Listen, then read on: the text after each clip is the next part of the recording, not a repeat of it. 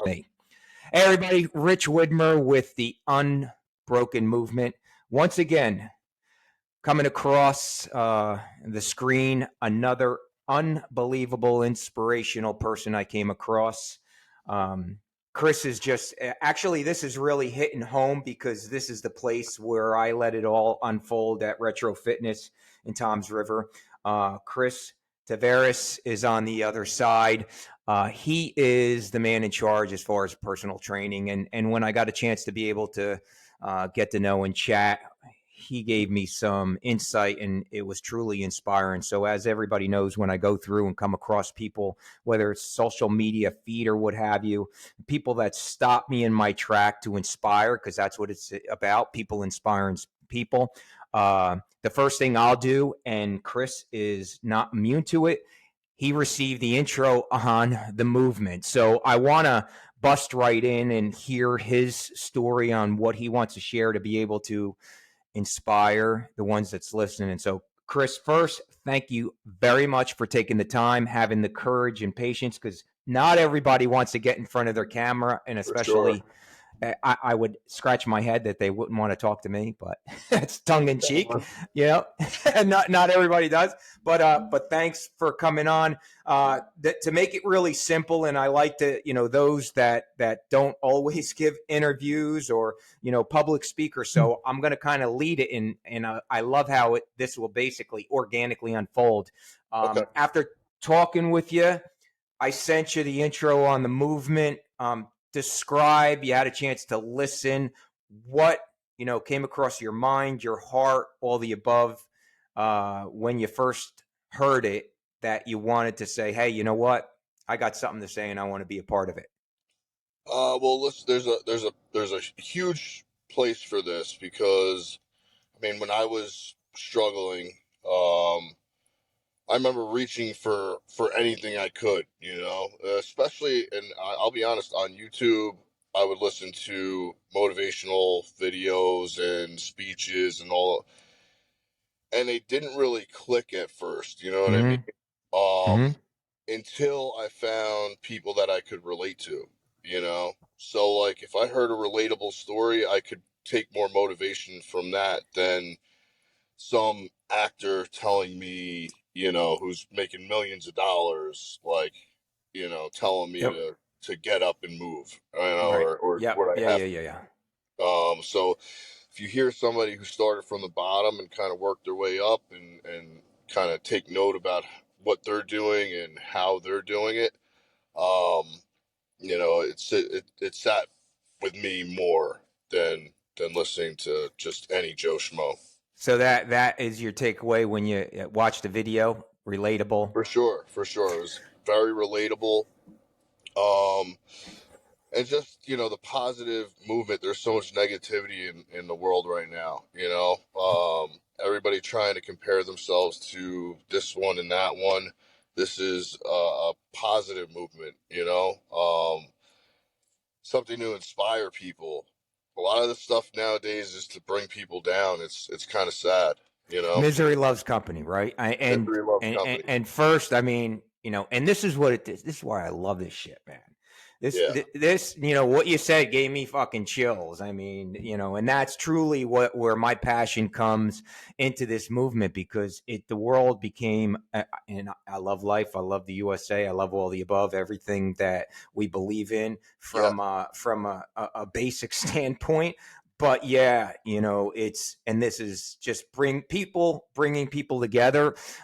So you saw it, you got inspired, break down, and this is really where, someone who's listening, where they could relate, what came across. And I know there was many that you initially talked, but what came across, or what challenges did you have, wherever you want to start, whatever you want to share, that you Yeah. had the change that brought you today? Because I know now you're doing extremely well. You Mm-hmm. obviously are articulate about being positive and all, but take us back, share what's the deal, Sure. man? Sure. So, I could go back to middle school, right?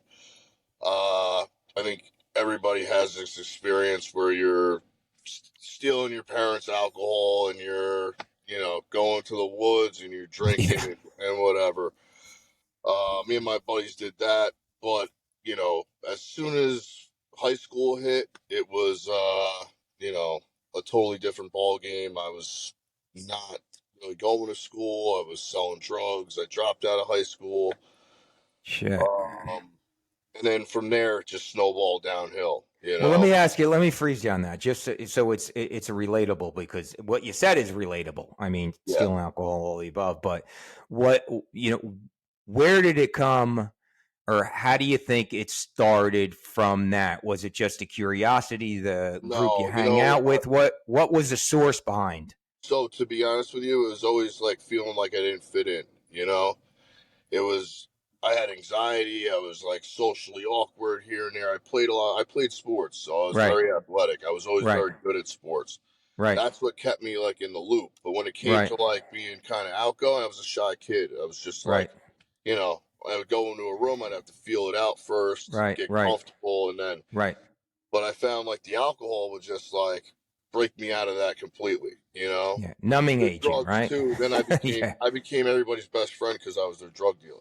they're a drug dealer. So so down in early stages, just being shy led to, even though, and you always hear going to sports, it's a good, obviously, and it absolutely has an influence, but that didn't help in your case per se. No, no, no. Well, I mean, my friends, from the neighborhood. I grew up in a good town. I grew up in Parsippany, New Jersey, which is like Mm-hmm. Orange County. It's not, anywhere bad, but You're right. Yep.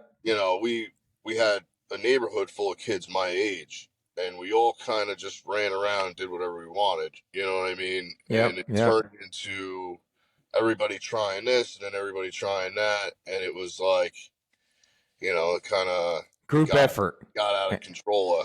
Yeah. The And gateway. we were It all we just were been. all into sports. Everybody was Yeah. at All one right. point So, I into mean, it sports. became the gateway. So then Yeah, that led all through high school. Take it, continue that journey to. yeah. So when I was in high school, the pill epidemic hit.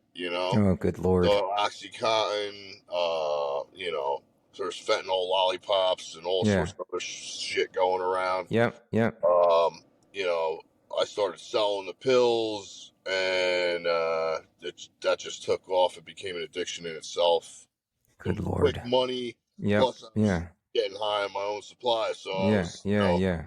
Yeah. catching a habit with the opiates. And that was in high school. That was in high school, yeah. So anything seriously become of that from Well, I illness or mean, listen, I anything? was 16. I was already smoking crack. I was hanging out with a bunch of older kids. We were taking rides to Newark, picking up drugs, partying all night. And I got arrested at 17. I was put on probation because of my first offense. But I got kicked out of my house. That's sort of the time when I dropped out of high school. So it was like I was couch surfing. I Yeah. had no Yeah. direction. I had no job. I was just Right. surviving off of partying and selling drugs. And That this was was in high school. this was around the end of high school. I mean, the end of high school. So at Yeah, from a potential, you know, successful athlete, just yeah. experimenting. Two paths we can go down. We always talk about it's like good or bad. In this case, you're either drugs or athletics, and you came down to your lowest. So your lowest point. How did it unpack? Obviously, you have an enormous amount of strength and courage, which really were down at the bottom. Did it get any lower before you talk Oh, about going up the hill? I was. It got to a point where I was homeless in a homeless shelter. Uh, Grace, good Lord. sleeping outside. I slept underneath, the lid of a dumpster for a little Yeah, while. I was begging for cigarettes and change, yeah. whatever I could get at at train stations and stuff like that. So it got pretty bad. And then the worst was, I would go to rehab. I would come out. I would try to get clean, and then I would fuck up again. You know what I mean? Good So it was Lord. like a really up and down roller coaster for my Was whole there 20. any support? I mean, your family cut you Oh, off? my family's great. Listen, my family, Did they cut you, or did they try? They tried to help. I mean, yeah, lead a listen, horse to water, can't make them drink it. my dad's from the Dominican Republic, so he's a little different than my mom, right? My dad's very like stern. They believe, he didn't understand why I couldn't stop. Like, Right. you Yeah, should yeah, yeah, yeah. mentally be strong enough Yeah, to yeah. stop type Yeah. thing. Yeah. Yeah. Um, but he kind of wrote me off a little bit. He was always there, but he wrote me off. He was there because my mom stuck by my side kind of throughout the whole ride. Right. I mean, they would Right. get sick of me, they would kick me out, you know what I mean? But they'd always kind of Mm-hmm. be there in the Right. background just in Yep. case I fell, which helped me and hurt me, to be honest with you, you Right. know. Right. Yep. Um, but if it wasn't for them, I don't know where I'd be. I probably would not. With all the trying that they tried to help me, it finally stuck. But So like the freeze that right now, because this is sure, critical.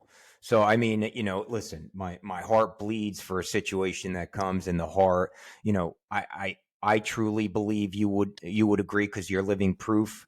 That experience made you what you are today, making your mind extremely and able to share. So your lowest point there, and you still had the support of your parents, but you weren't ready. It's always, old wrestling coach, it never dissipates from me. Lead a horse to water, can't make him drink it, right? No matter exactly. what. Oh, that's So, that's 100% you know, true. And to the point where I would go to rehab, get out, and the next day I would disappear. just to You start know, start disappear. But your mother family didn't give up yeah, on you. she You did gave up. not give up on me. And the lowest low was when I was living in Newark. I was getting high. I was using heroin intravenously, so I Good was not Lord, a man. drug user. Yeah, yeah. And I caught a really bad infection, and I didn't know what was happening, so I let it go Right, for a little while, right, and it turned into something called endocarditis, right, which is fatal most of the time. right. Um, they caught it last second. Actually, they called Good everybody in. Lord. I was in the ICU. I brought to the Oh, hospital. brother. They called everybody in to say goodbye. So they had my friends and family like Heart come bleeds, in. my People, man. it was tough. It was My tough. my Even heart, my tough to talk bleeds. about. You know. Dude, the strength you have, but the biggest thing, and I always say, your actions don't realize your actions, the effect on family that care about you, Oh yeah. especially mom and dad, if they're still in the picture and all, or kids or so you're at that point. There is, and this is the light at the end. I'm talking to you, praise the Yeah. Lord. I mean, I'm Yeah. talking to you, So so we I. know that it ended well, but that's your lowest point. Was that, and how old were you at that point, Chris? I was 29. So then, Okay, so this went on a long time, man. long time. Long time. Holy shit, long time. Yeah. And after that whole incident, like I'm still here. For the reason why I'm Yep. still here is because they did immediate open heart surgery and they replaced the valve in my God heart. Right. damn, So man. I have a Yeah. I have a metal mitral valve in my Okay. heart. Okay. That's keeping me ticking, literally. Keeping you ticking. Okay. Yeah. All right. Well, I praise the Lord for that. But that was the turning point you share. Was No, that the? No. no. Listen, Okay. even after Go, that, I still got high.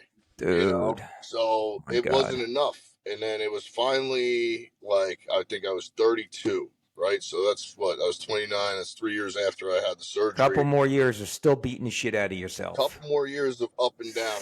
I had more clean time at that point than I ever Okay. had. Like I was Okay. just getting clean time, and then I'd fuck up for like a couple months, get clean time again, fuck up. I was bouncing back and forth, and then finally my family and a therapist did an intervention, and I went to a Wow. rehab. And in that rehab, I don't know what happened, but it just clicked, and I finally just kind of gave in and said, I can't do it anymore. Like That I so was, this I was is wishing I would almost die. I was like, well, I don't know why I keep doing this to was myself. It's there so and painful.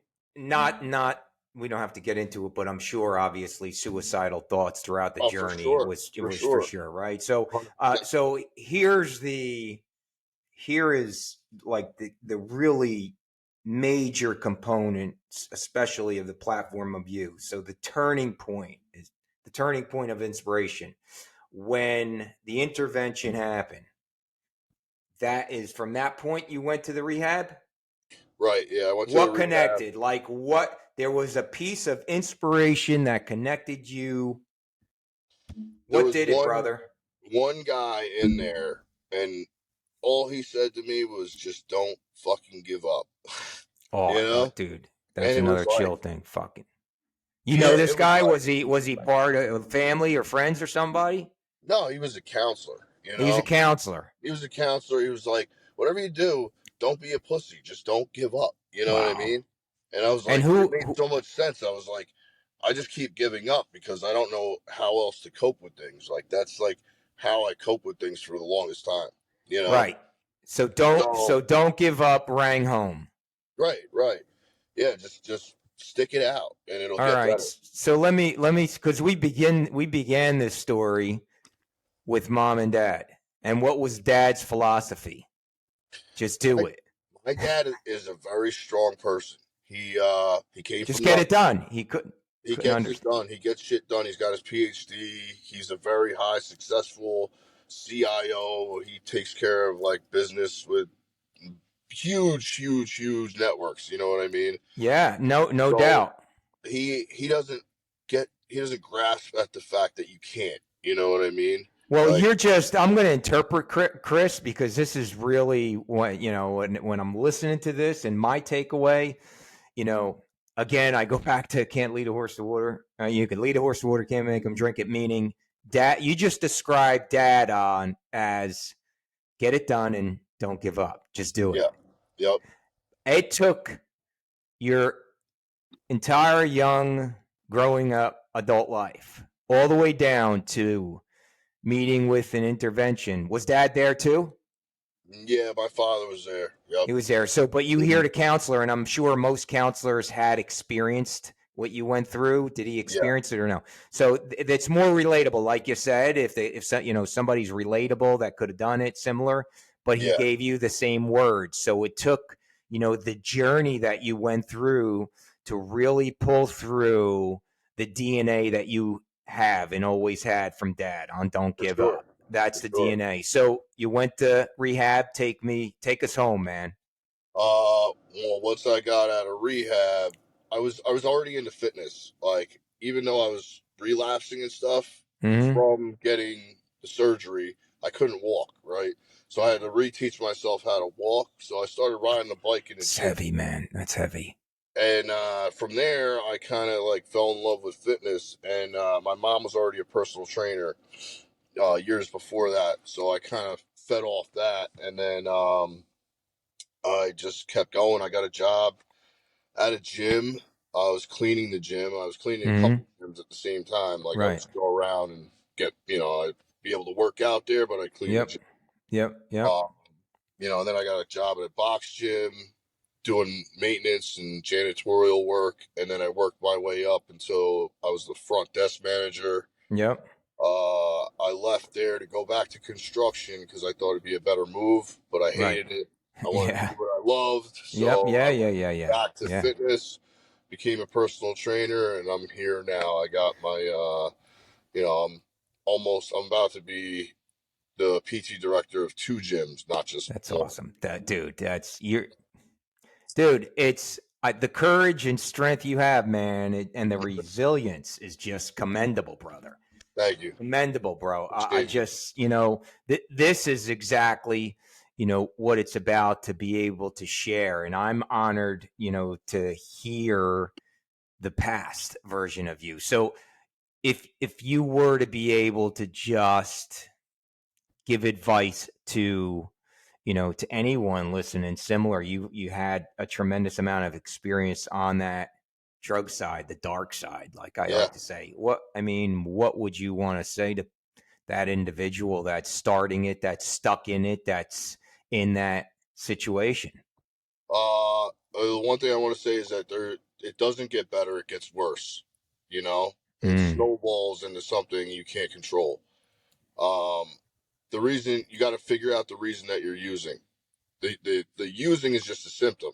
You Right. know, Mm. there's a reason behind the usage. Like me, it was the fact that, you know, I felt anxious all the time. I was socially awkward. I was trying to fit in. Like, Mm. those are the reasons, right? So Right. you Yep. got to dig deep and try to find out why. Plus, once you start using very young, you lose the ability to have coping skills for life, right? So all your coping skills are just about getting high or drinking or getting out of yourself in Right. some Yeah. way with something Wow. else. You need to find a way to cope with things better, if that makes any sense. That I makes mean, a I don't know what lot of that's for sense, you. man. Every individual is different, you know? Dude, So, that makes a lot of sense, man. I yeah. mean, just And, it and that is don't, like words of wisdom. Yeah. right. And the last thing is you just don't fucking give up on yourself, you know? Amen, brother. That's Life is it. precious, right? Life is precious. You only get Life one. is precious. You don't want Yeah, to be 80 years old regretting everything. If you make it to 80, if you're using drugs, you know? and now, I mean, I know talking and seeing you all the above, health wise, you're no looking back, feel good. Oh, no, Talk to looking me. back, you know, I'm in the best shape of my life. I'm about to be 39, you know. So, Awesome. um, you Strong know, chapter. yeah, this is like the best chapter of my life right now, and I couldn't ask for anything better. I have a daughter, a beautiful daughter. Awesome, Um, man. Everything in my life, I feel extremely blessed right now. So, Dude, that is awesome. I am so grateful that you came on to share because this yeah, is a thank you for powerful having me. one. I Yeah. appreciate you having me on. No, my pleasure. I'm looking forward to seeing you obviously in the gym, but man, Sure. anything at all that you need from me for support, you know I'm here, brother. But thanks Sure, again. I appreciate it. Thank you for having me on. And I'm Chris Tavares, and I am Unbroken. Awesome, man. All All right, right. thanks, brother. All right. I'll see you, All right. Rich. All All right, right. take care, my man.